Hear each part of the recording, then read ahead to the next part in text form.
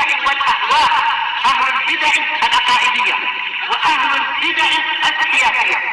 نقول بيننا وبينكم السلف، بيننا وبينكم الكتب، كان فيقول البدع بيننا وبينكم.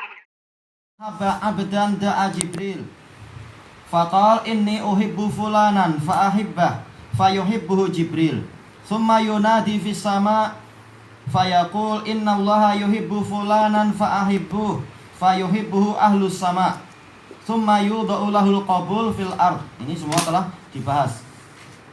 Wa idza abghadallahu abdan da'a Jibril. Apabila Allah membenci seorang hamba, Allah memanggil Jibril. Fayaqul inni ubghidu fulanan fa'abghidhu fayubghidhu Jibril. Allah berfirman kepada Jibril, sesungguhnya aku membenci seorang, maka bencilah dia. Lalu Jibril pun membenci orang itu.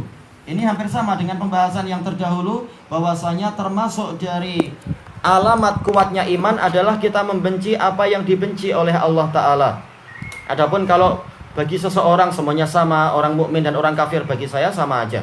Demikian pula masalah dia itu sedang taat atau dia sedang maksiat, bagi saya sama aja, masing-masing ngurus dirinya sendiri. Ini adalah hurriyatul adyan wa hurriyatul afkar, yaitu apa? Kebebasan agama dan kebebasan cara berpikir. Ini menunjukkan apa? Iman yang sangat lemah. Bahkan para ulama mengatakan ini adalah kekufuran. Orang yang dia tidak benci kepada kebatilan dan kekufuran, bahkan mengatakan bebas, orang bebas mengerjakan apapun yang dia inginkan, baik itu adalah kekufuran ataupun keimanan. Maka ini adalah kekufuran itu sendiri. Yang betul adalah kita benci apa yang dibenci oleh Allah Ta'ala. Karena apa? Cinta dan benci kita adalah karena Allah. Kemudian summa yunadi fi ahli sama. Lalu Jibril berseru kepada penduduk langit. Ini menunjukkan bahwasanya langit itu ada penghuninya, dan mereka adalah para hamba yang taat kepada Allah Ta'ala. Karena apa? Ahlut taklif, orang-orang yang mendapatkan beban syariat itu ada di bumi. Memang bumi itulah tempat untuk apa? Untuk beramal soleh, juga untuk apa? Orang berbuat maksiat dan seterusnya yang nanti akan dihukum. Jadi ujian-ujian ada di bumi. Adapun penduduk langit, mereka adalah orang-orang yang adalah para hamba yang bertakwa, sebagaimana disebutkan dalam hadis yang hasan li ghairi itu, hadis Abi Dzar, yang Rasulullah bersabda, apa itu? At-tatis sama wa kana huqqan laha anta itta. Langit itu berderit atau berkeriut, seperti apa? Suara pintu, daun pintu yang digerakkan yang lama tidak dikasih minyak, itu suara anta itta. Kenapa? Disebutkan oleh para pensyarah karena sedemikian penuhnya langit itu dengan apa? Dengan para malaikat. Yang mana Rasulullah SAW menyebutkan di situ, ma min maudhi'i shibrin illa wa fihi malak. Tidak ada satu tempat satu jengkal pun kecuali di situ ada malaikat. Bukan berarti malaikat kecil-kecil satu jengkal, bukan itu. Tapi sedemikian penuhnya langit itu sampai tidak ada yang tersisa satu jengkal kecuali apa? Sudah ada malaikat di situ. Bukan ukurannya yang dibahas, bukan ukuran malaikatnya. Kenapa? Iya, tidak ada ruang kosong. Betul-betul penuh dengan malaikat yang di dalamnya, yang di situ mereka apa? Bertasbih, bertahmid dan seterusnya yang Allah Ta'ala sebutkan di dalam Al-Qur'an itu. Innalladzina inda rabbika yusabbihuna lahu bil-laili wan-nahar wa hum la yas'amun. Sesungguhnya para makhluk yang di sisi Rabbmu itu mereka bertasbih kepada Rabbnya pagi dan siang, yaitu di malam dan siang, dalam keadaan mereka tidak bosan. Makanya dijelaskan di dalam syarah, maksudnya adalah apa? Kalau kita mampu mendengar, sebenarnya langit itu tidak hening. Langit itu penuh dengan apa? Suara gemuruh, karena para malaikat yang terus-menerus beribadah kepada Allah Ta'ala. Tapi juga di samping mereka beribadah kepada Allah, mereka juga perhatian kepada penduduk bumi.